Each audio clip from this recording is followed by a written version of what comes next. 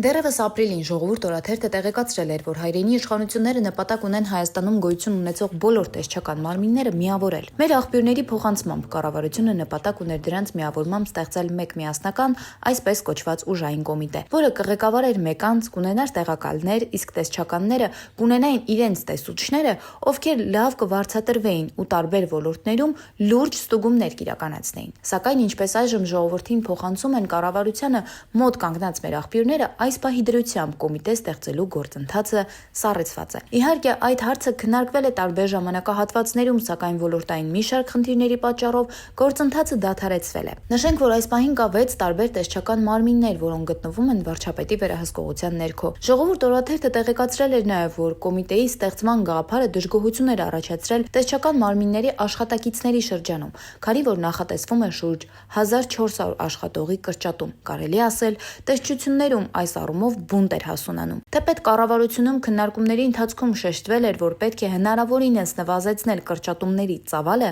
սակայն այդ հարցում կարծես թե լուծումներ չեն գտնվել։ Կարճ ասած, երկար քննարկումից հետո նոր կոմիտե ստեղծելու հարցն այս պահին առկախ է, գործընթացը կանգ է առել։